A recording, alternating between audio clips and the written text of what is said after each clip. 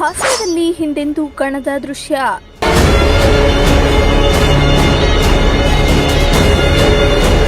ರಸ್ತೆ ದಾಟಲು ಆಗದೆ ಬಾಣಂತಿಯರ ಅರಸಾಹಸ.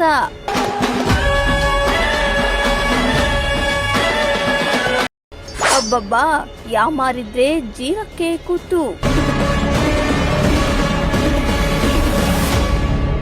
ಹೌದು, ಹಾಸನ ನಗರದಲ್ಲಿ ಹಿಂದೆಂದೂ ಕಾಣದಂತಹ ಆತಂಕಕಾರಿ ದೃಶ್ಯ ಕಂಡುಬರುತ್ತದೆ.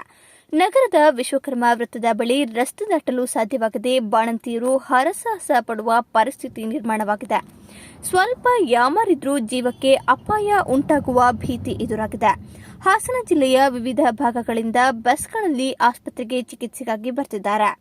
ವಿಶೇಷವಾಗಿ ಮಕ್ಕಳ ಮತ್ತು ಮಹಿಳಾ ಆಸ್ಪತ್ರೆಗೆ ಕೈಯಲ್ಲಿ ಮಗು ಹಿಡಿದುಕೊಂಡು ಬರುವ ನೂರಾರು ಬಾಣಂತಿಯರು ಪ್ರತಿದಿನವೂ ವಿಶ್ವಕರ್ಮ ವೃತ್ತದಲ್ಲಿ ರಸ್ತೆ ದಾಟಲು ಕಷ್ಟಪಡುತ್ತಿದ್ದಾರೆ.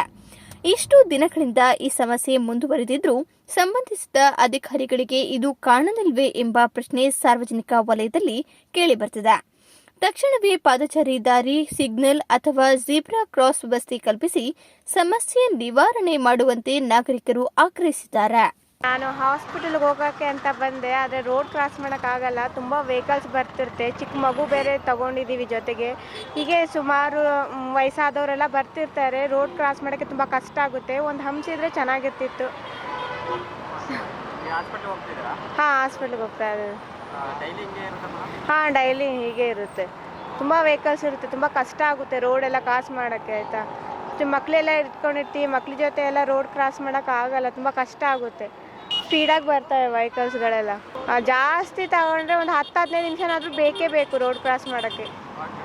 ಸ್ಪೀಡಾಗಿ ವೆಹಿಕಲ್ಗಳು ಓಡಾಡ್ತಿರುತ್ತೆ. ಮಕ್ಕಳನ್ನ ಎತ್ಕೊಂಡು ಓಡಾಡ್ತಿರ್ತಾರೆ. ಸ್ವಲ್ಪ ಆದಷ್ಟು ಇಲ್ಲಿ ಸೇಫ್ಟಿ ಮಾಡಿದ್ರೆ ತುಂಬ ಒಳ್ಳೆಯದು. ವಯಸ್ಸಾದವರು ಎಲ್ಲ ಓಡಾಡ್ತಾರೆ. ಇಲ್ಲೊಂದು ಹಂಪ್ ಮಾಡಿದ್ರೆ ಓಡಾಡ್ಬೋದು. ಪ್ರಾಬ್ಲಮ್ ಅಂದರೆ ಇನ್ನೇನು ಸ್ವಲ್ಪ ಮಿಸ್ ಆದ್ರೆ ಆಕ್ಸಿಡೆಂಟ್ ಆಗುತ್ತೆ, ಕೈ ಕಾಲು ಮುರ್ಕಾಣುತ್ತೆ. ಇಲ್ಲೇ ಎಲ್ಲಕ್ಕೂ ಅಲ್ಲಿ ಸೀದಾ ಬಂದು ಗಾಡಿ ಎಲ್ಲ ಓದ್ತಾ ಇರ್ತವೆ. ಸ್ಟಾಪ್ ಹಾಕಲ್ಲ. ಸ್ಟಾಪ್ ಆದರೆ ಸ್ವಲ್ಪ ಸ್ಲೋ ಹೋಗ್ತವೆ. ಅದು ಹಾಕಿದ್ರೆ ಸ್ವಲ್ಪ ನಮಗೂ ಅನುಕೂಲ ಆಗುತ್ತೆ. ತೊಂದರೆ ಆಗುತ್ತೆ ಜನಗಳಿಗೆಲ್ಲವ. ರೋಡು ಪಾಸ್ ಮಾಡೋಕ್ಕೆ ಒಂದು 1/4 ಗಂಟೆ, 10 ನಿಮಿಷ 15 ನಿಮಿಷ ಬೇಕು. ಭಾರಿ ಸ್ಪೀಡಾಗಿ ಬರ್ತವೆ.